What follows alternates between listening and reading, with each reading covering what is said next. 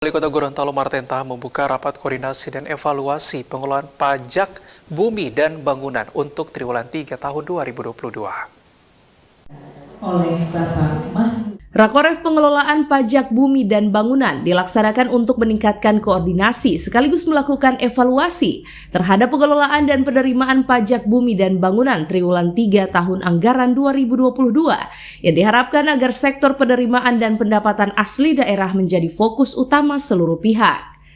Penerimaan daerah sangat bergantung pada sektor perdagangan dan jasa, sehingga dalam pemungutannya harus dimaksimalkan karena perkembangan kota Gorontalo yang semakin meningkat dengan banyaknya bangunan yang digunakan sebagai tempat usaha dan rumah tangga yang merupakan potensi sumber penerimaan daerah.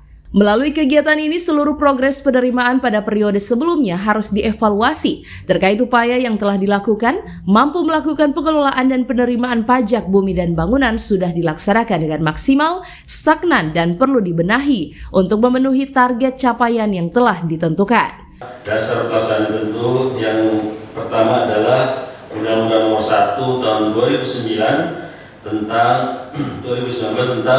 hubungan keuangan pemerintah pusat dan pemerintah daerah. Kira dari diubah ini PP 55 2016 tentang ketentuan umum perpajakan daerah dan Perda tentang pajak daerah dan retribusi daerah, Peraturan Wali Kota tentang petunjuk pelaksanaan peraturan daerah tentang pajak daerah dan retribusi daerah.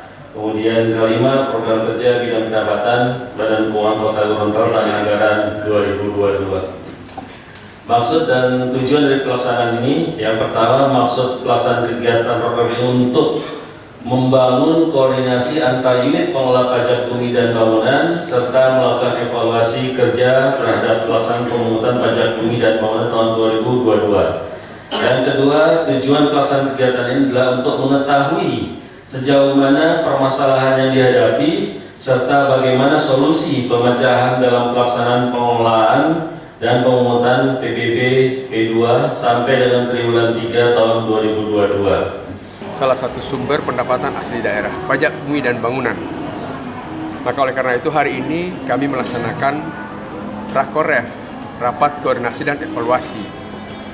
Sudah sejauh mana capaian dari target yang telah kita tetapkan.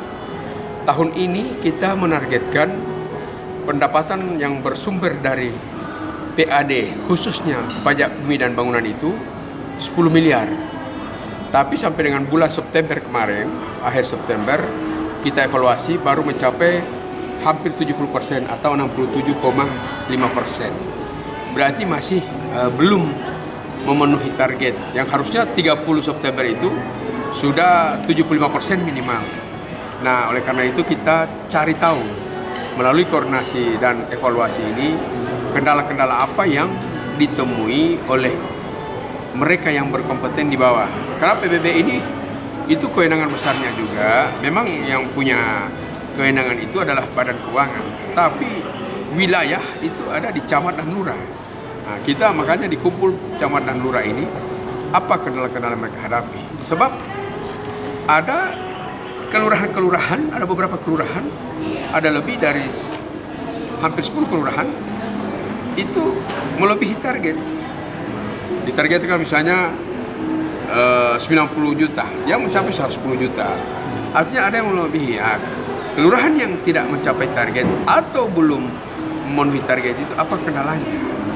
Apakah karena kurang intensifnya aparat di kelurahan untuk turun mengingatkan masyarakat, atau memang kendala masyarakat tidak bisa membayar? Nah, itu yang kita nanti akan didapatkan dalam hasil rapat koordinasi dan evaluasi. Tim Liputan Advertorial Mimosa TV.